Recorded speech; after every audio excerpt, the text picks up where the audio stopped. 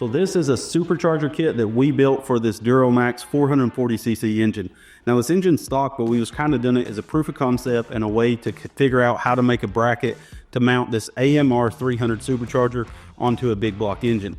Now in our past videos, we never got it really tuned in because I didn't like the carburetor setup we was running.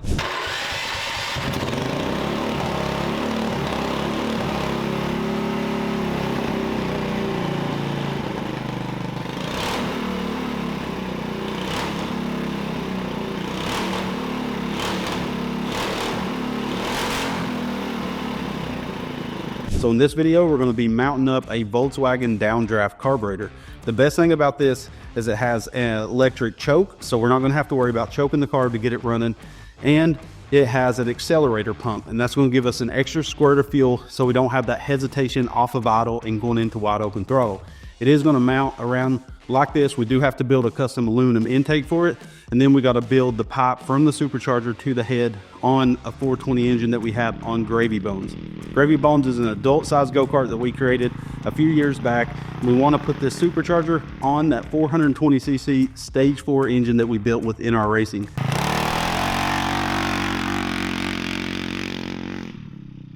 Now that engine naturally aspirated should make around 35 horsepower, so I'm excited to see what kind of power it'll put to the ground with this supercharger. We're going to run a boost gauge as well as a air-fuel ratio gauge so we could really tune this thing in. I think this Volkswagen carb is going to be our answer because it is a butterfly style of carb. If we was to use a slide on this setup, the boost could keep the slide open and keep us at wide open throttle, which is dangerous of course, so that's why we wanted a good quality butterfly style carb. Make sure to subscribe if you're not and hit that notification bell, and also comment down below, what do you think this setup's going to do? Do you think it's really going to be able to make some power? We are going to take our 420 to EC carburetors because their dyno is set up for big blocks. We're going to run it without the supercharger kit and with it at a later date, so it'll be really interesting to see if we can get this thing tuned in and making a noticeable amount of power. We can play with the pulley ratios and stuff to get more boost or less. I do want to keep it at a safe boost level, maybe 6 to 8 pounds. Just so we have longevity out of the setup. And it's going to be crazy if we can get the alternator and the supercharger all fitted on that frame and just make it one of the wildest yard carts on the internet. So let's get the parts built and let's get to making some power.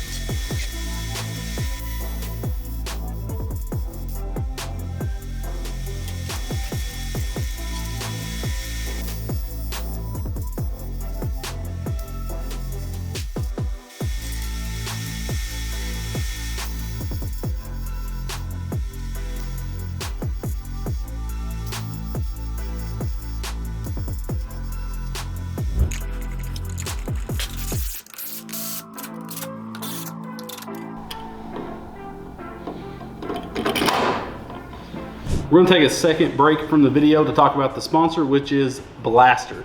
This is their new power line of products.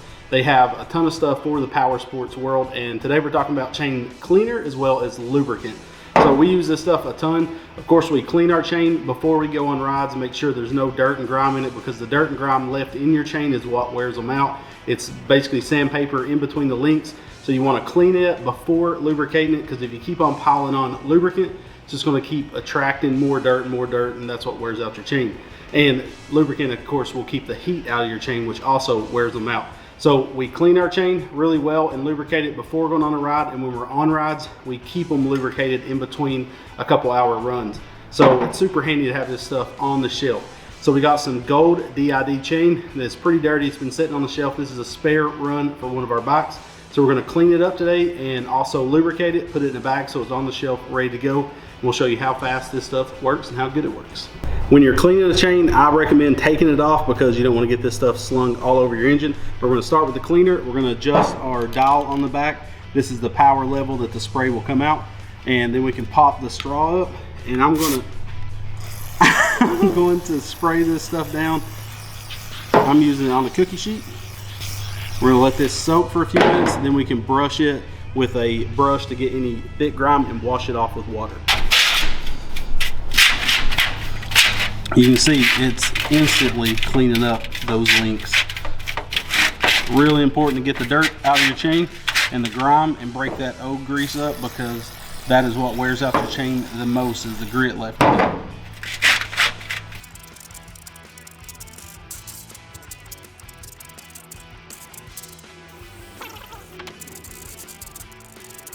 There is a ton of grit and stuff coming out of this chain. It's pretty wild. And the last thing I'm going to do before putting it in the water is I'm going to go down the chain like this and just scrub it to get the actual centers of the links. It's just going to get all the cleaner off of it, so it won't, because if we leave any of the cleaner, it'll eat away the new lubricant. So we want to make sure we get all this off. It is pretty crazy how good the chain is already. Like, there's no binding in it. But what I always do with this, since it's a spare chain for one of our bikes, is I'll put it in a Ziploc bag and hose it down. Didn't have to turn it up enough. You see it's a foaming type lubricant.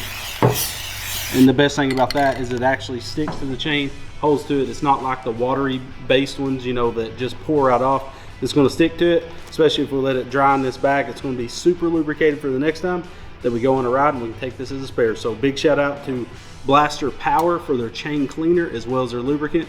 I would highly recommend this for any power sports vehicle. Check them out. So I do think I'm going to have to brace this neck here, since this is just thin walled intercooler tubing. I'm going to probably make a gusset to go in here and weld in, you know, kind of slants back of just some 1/8 inch aluminum, just to give this a little rigidity. Or I could come off this thick face and come down here. But we do have this bracketry right here that's blocking us. That'll be the way it is. There's no gaskets on this or anything.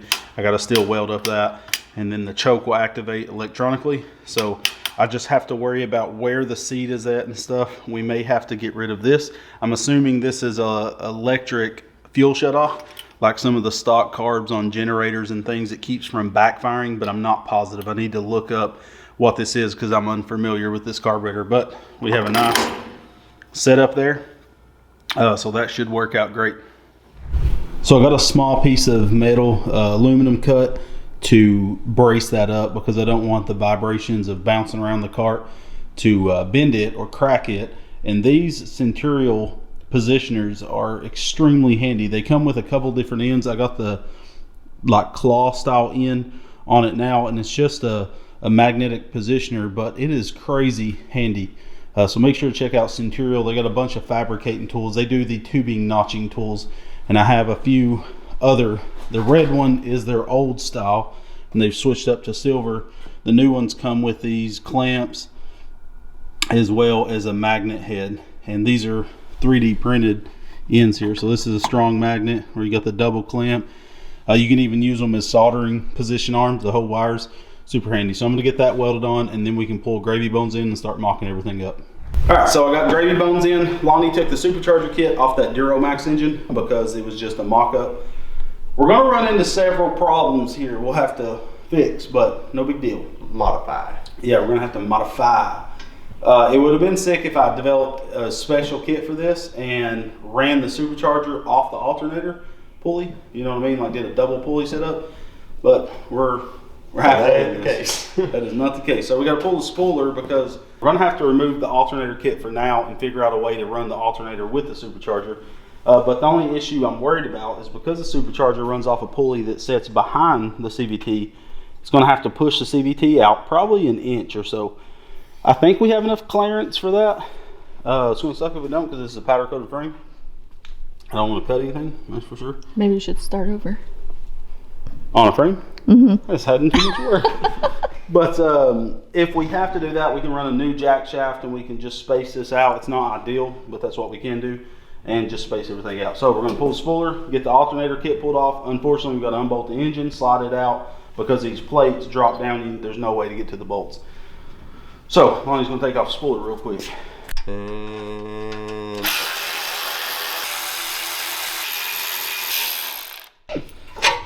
bam. Give me the bolts. I'll lay them all in a pile. I think if I just pull this, I can slide this out enough. Well, I can't until this belt. So grab those 9/16 wrenches, please. Clutch, drop this. Okay. That's all we needed. Okay. Now this should slide off. You know, I should have, on this, when I make the final one, I need to cut the bottom so you don't have to pull the pulley off. You know what I mean? Cut the bottom so you can, you know what I'm saying? Mm-hmm.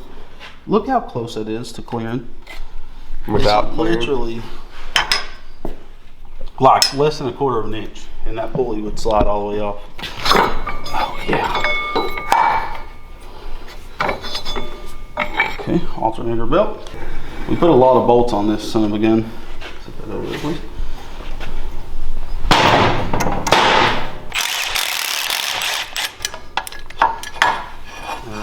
That can lay here.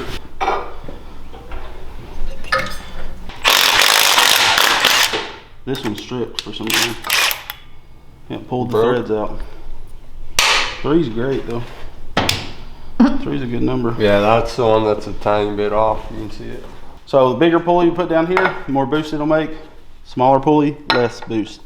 Smaller pulley, more boost. Bigger pulley, less boost. So I have this steel. This is smaller. This will underdrive it, so it'll turn the supercharger less, making less boost, which we may need. I don't know. This is all learning process. That does need spaced out. Off that don't give us a lot of crankshaft. If we machine the steel sprocket down, so that's perfectly lined up and we have that much crankshaft. But if we use this and machine this face down, because we don't really need the locking key because our CVT is going to hold our pulley on, we can get more exposed crankshaft. Like right now, that's like 1/4 of an inch too far out. But if we machine it, it'll sink it in. And I can't machine this one because I've already machined the inside bore to fit over that spacer because I was playing with it. If I didn't do that, I can machine this out off this one. Do you understand?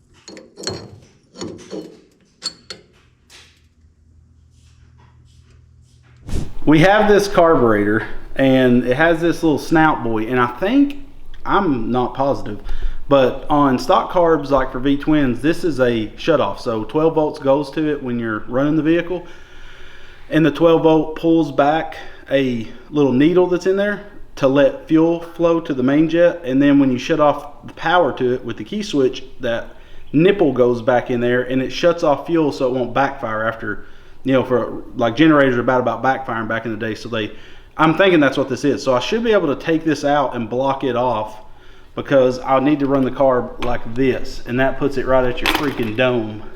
And this will be a few inches this way.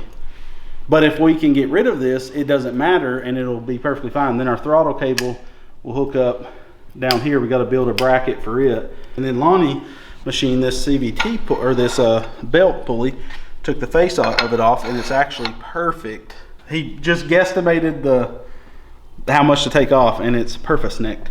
How you gonna put the filter on top of it? Lonnie, you're thinking way ahead of yourself. Yeah, we'll have to make a little put the air filter out back, put a big blower scoop sticking over your head, just la la la. That'd be pretty sick. Now we can put the brace. Hopefully it works on this block. Please work. There's one on. Wait. From the bottom or top? Right. The top. Answer. I can tell you right now. That one is. That one is. Having to use washers as spacers. So luckily, Lonnie loosened up the jack shaft, and we had enough shaft to not have to. I have no. That's perfect. 4 of them. Okay, Ronnie, loosen that up.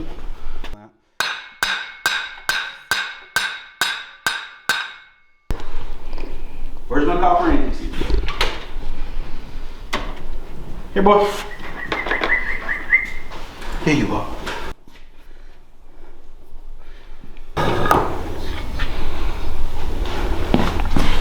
Last washer. That looks good. That's good. I gotta go get a new one of these because I've used it right here. That's like, look, it couldn't have been any better. That's Jesus right there. Now we can put the chain back on, hook and ladder it back. What do you do with where the carb used to go? We're just hoping the boost will, and then the engine will suck it in. Oh, we gotta make a pipe. We got to, From here to here? Yeah. Or We talked about this already. You weren't over here. oh, You were doing something else. we gotta weld this to this. I'm actually probably gonna cut a couple of rings off that to bring that in, so it's shorter. We don't have to. So why would you? Prime Welds finally came out with a wireless foot pedal. It is freaking a game changer, player. No more, like, less cords as possible. Is that better? I'm gonna go ahead and make the intake out of stainless instead of aluminum because I don't have a lot of aluminum. I've ran out of all my intercooler bins and stuff. So we gotta weld this to this to do some stuff with this.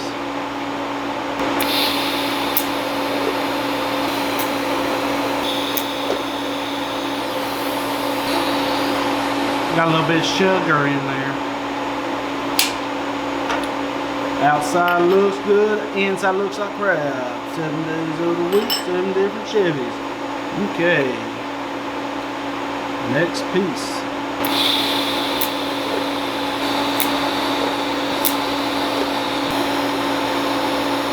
Okay. 1 3/4. What's the other side look like? 1 7/8. So 1 3/4. Cut me a dead 1 3/4 piece. So Lonnie's cutting the piece to go here. So I'm gonna go ahead and go weld this together.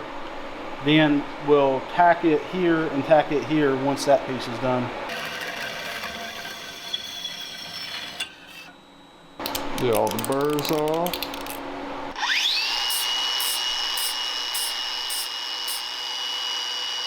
That will work. Bam. So I'm gonna go weld this to this, Okay. and then this to this, you know, because we know those are good.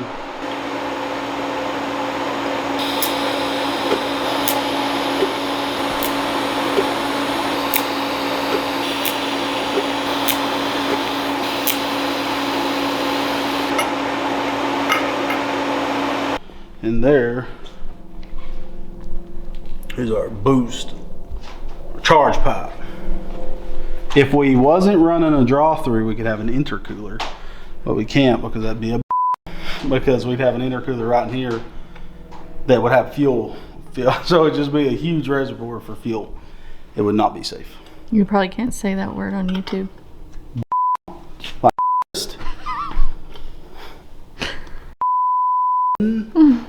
I'll beep them all out. Beep, beep, beep, beep.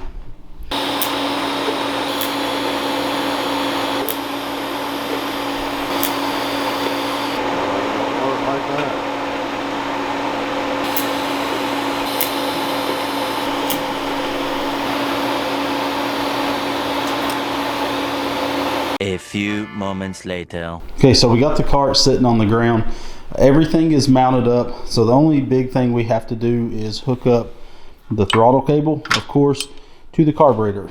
So I've taken it's hard to see, but this is I put a brass throttle eyelet in here, cut a groove in it for the C-clip to hold it in. So now we can run our throttle through, put a screw in there and it'll bite down. But we got to come up with something to hold our housing right in this area here, so it can pull the throttle cable.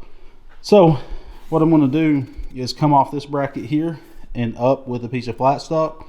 But if I was to go flat, of course there'd be nothing to screw the throttle housing to. So I'm going to take it and twist it in the vise, drill a hole, put a throttle hole down here, and we should have our throttle hook up and be ready for our first startup.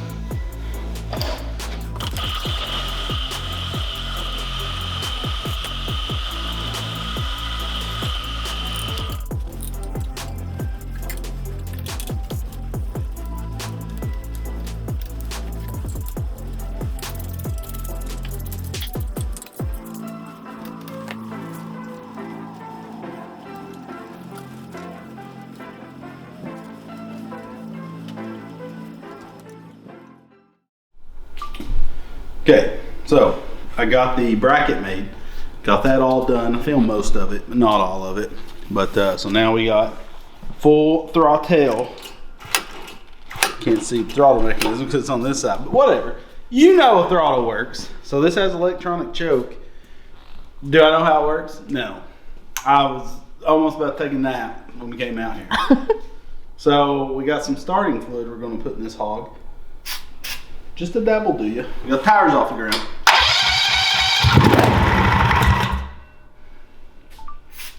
We're priming the fuel system.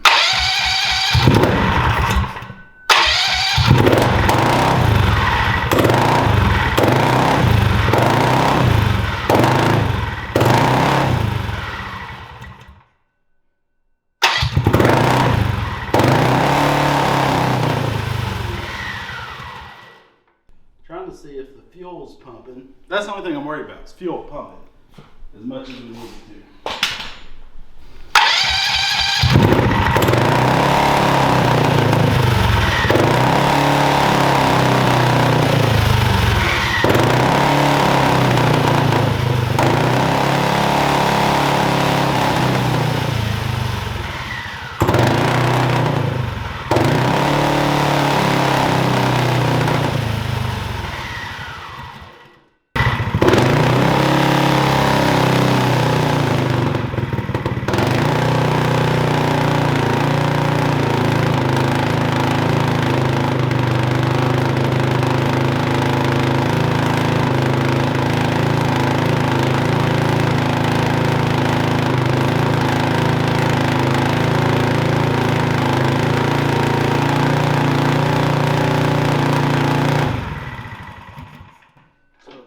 Throttle is higher, obviously, than I'd like it.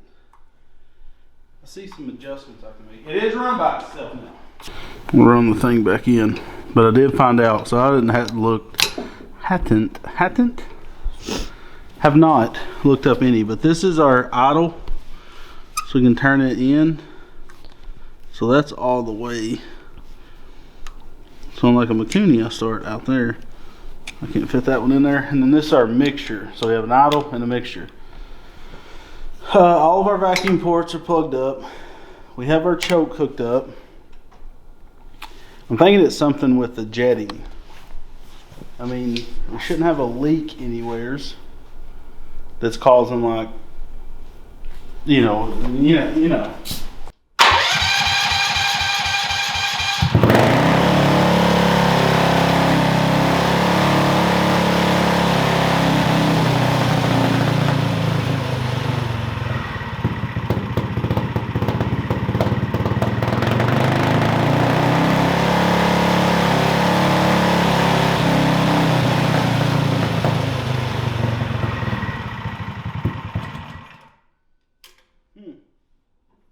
Okay, so that video was filmed a while back. You can tell because I had a jacket on.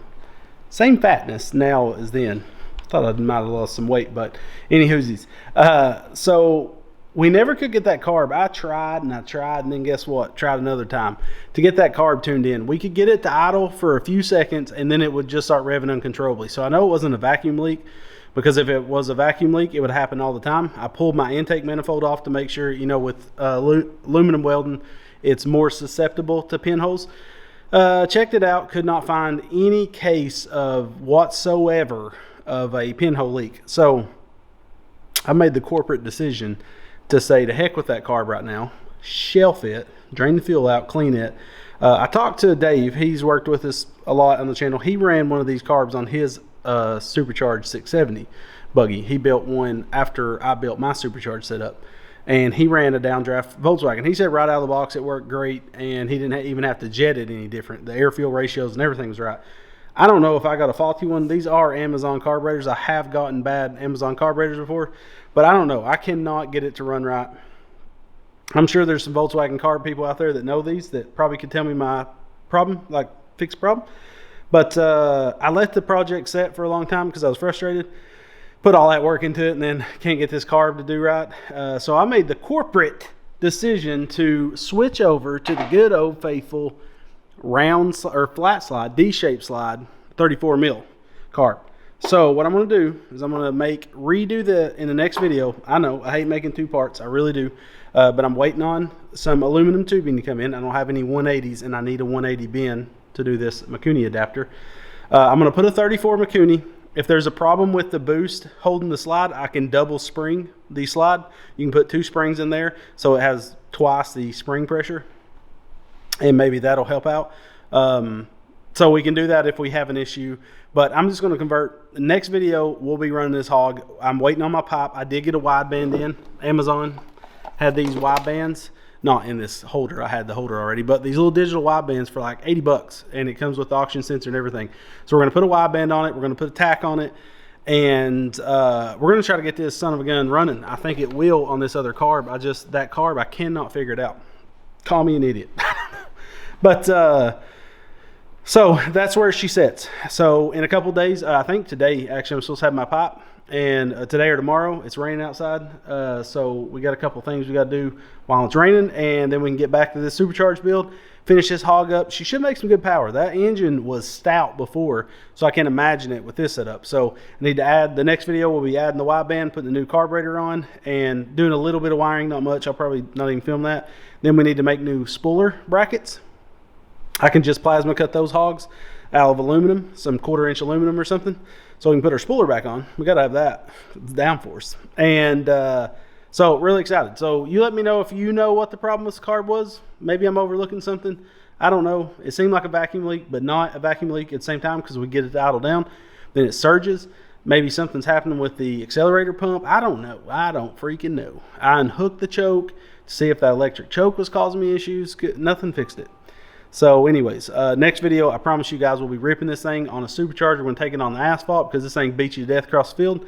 And then we have the drawings ready to go to build Gravy Bones V2 full suspension with a light roll cage. It's going to look like a big dingo is what it's going to look like. And we're working with EC Carburetors. They're going to help us get everything lined up to sell weld together kits. Finally, I'm a one-man show here 95% of the time. So, you know, Lonnie's doing his thing. I'm doing my thing, you know what I'm saying? so it's hard to get a bunch of stuff done. So thank you guys so much for watching this video. Big shout out to Blaster. Love you fellas. Their Blaster power line is freaking sick. I wish I'd known about it a long time ago. Actually, it's real new. That's why I didn't know about it. But so make sure to check out the Blaster line of products. I've linked them in the comment or the video description, and also all the parts that was on this 420 from the NR Racing build, and then all the other bits and bobs. So thank you guys so much. If you're interested in Gravy Bone frame, let us know, because it's a big ordeal building something like this. But it's going to be a well together frame, because it gets us out of legality. You know, I don't want some person buying a cart and running into a tree and then blaming us for it. You know, so we're just selling you a bunch of metal for you to do, you know, build your dream cart. So thank you guys so much for watching, supporting us over these years. It really truly means so much to me that you guys support us and hang out with us, and we really appreciate it. And all the companies that make this possible, Blaster being one of them, they've been a partner for years, and we really appreciate them. So thank you all. We love you, and God bless.